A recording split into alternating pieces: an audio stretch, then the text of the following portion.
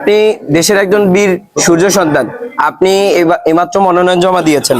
বর্তমান সরকারের অধীনে কতটুকু সুষ্ঠু এবং নিরপেক্ষ নির্বাচন হবে বলে আপনি মনে করছেন?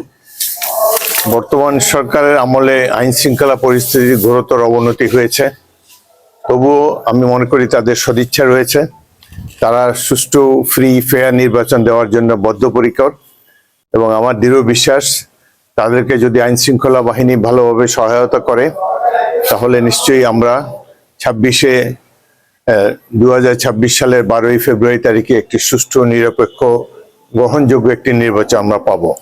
এই নির্বাচনের জন্য গত 17 বছর ধরে বাংলাদেশের জনগণ অপেক্ষা করে আছে। নির্বাচনের আগে বেশ কয়েকটি প্রহসন মঞ্চস্থ হতে আমরা দেখেছি। আশা করি এই অতীতের কালো অধ্যায় ভুলে গিয়ে বাংলাদেশে এক নতুন দিগন্তের সূচনা হবে এবং আমরা একটি সমৃদ্ধ গণতান্ত্রিক বাংলাদেশ বিনির্মাণের পক্ষে দৃঢ় পদক্ষেপে এগিয়ে যাব।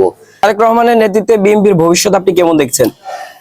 তারেক রহমান আগমনে যেভাবে দেশের জনগণ উজ্জীবিত হয়েছে, যে বিপুল হারে তারা রাস্তার দুপাশে দাঁড়িয়ে এবং 300 ফিটে যে জনসমাগম হয়েছে, বাংলাদেশের ইতিহাসে এক অভূতপূর্ব ঘটনা।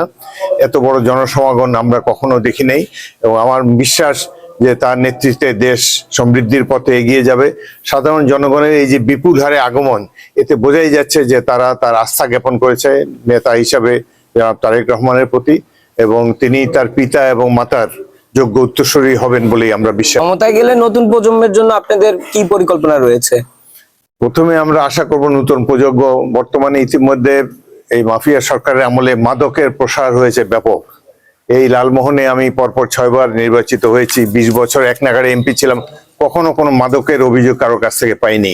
কিন্তু বিগত কয়েক বছরে মাদকের অনুপ্রবেশ ঘটেছে আমার 2 উপজেলায়, ভোলা জেলাতে ব্যাপকভাবে।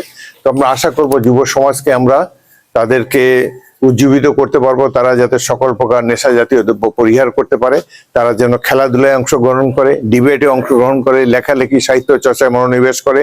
আমরা একটি কালচারাল উন্নত বাংলাদেশ গড়ে তুলতে চাই এবং ছাত্র এই যুবকরাই তার নেতৃত্ব দিবে, এটাই আমি আশা করি।